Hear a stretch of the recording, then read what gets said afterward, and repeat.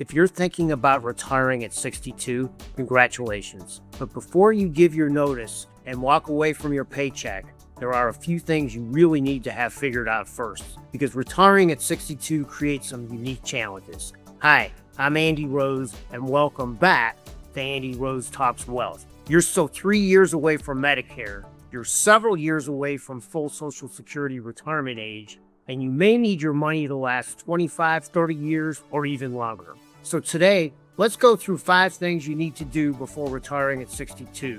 Number 1 is figure out your health insurance. This is probably one of the biggest issues for anyone retiring at 62. Medicare generally doesn't begin until age 65.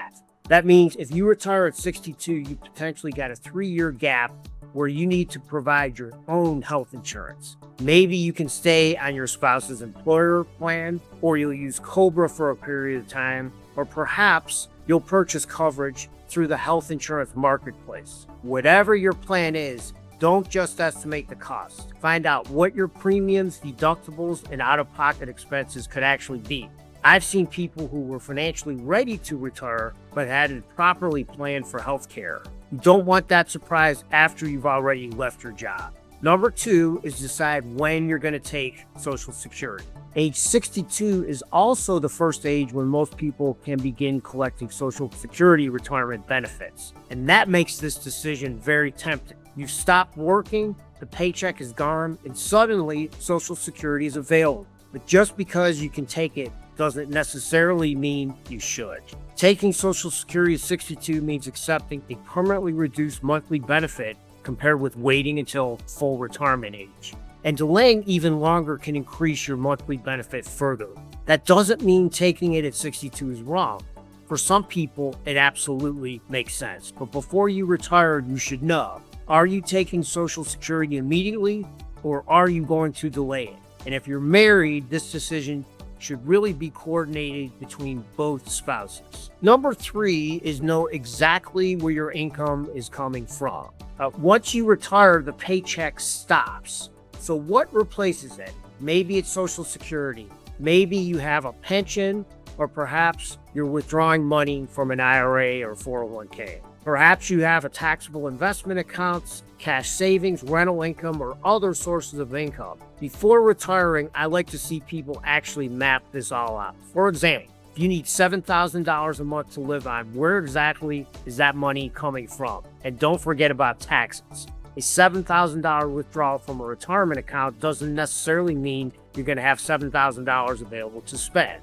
The more clearly you understand your retirement paycheck before you quit, the better prepared you'll be. Number 4 is look at your tax situation. The years immediately after retirement can sometimes create an interesting tax planning opportunity. Let's say you retire at 62. Your salary disappears. Maybe you haven't started taking Social Security yet, and required minimum distributions from retirement accounts may be several years away still. You could potentially have a period where your taxable income is lower than it has been in years. That may create opportunities to strategically withdraw money from retirement accounts or consider Roth conversions. For some retirees, paying taxes on some of that money earlier can potentially reduce taxes later in retirement. This is very individual, so you want to coordinate it with your tax and financial professionals. But don't wait until you're 70 or 75 to start thinking about taxes. The years right after retirement can be critical. Number 5 is stress test your retirement plan. Finally, before you retire, ask yourself this simple question. What happens if things don't go according to plan? What if the stock market drops 20% shortly after you retire? What if inflation stays higher than expected? And what if you need a new roof, a new car, or a major home repair? What if healthcare costs are significantly higher than you expected? And perhaps most important, what happens if you live to 90 or 95?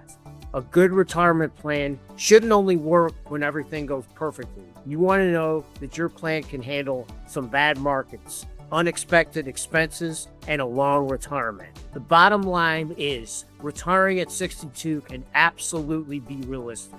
But I wouldn't make the decision based simply on how much money you have saved. Before you quit, make sure you've answered 5 questions. How are you paying for health care? When are you taking Social Security?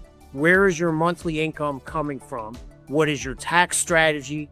And has your retirement plan been stress tested? If you can answer those 5 questions confidently, you're going to have a much better idea whether you're truly ready to retire. If you found this helpful, please click like, subscribe, and be sure to tell a friend about our channel. This is Andy Rose from Andy Rose Talks Wealth. Stay tuned for more videos on this channel soon.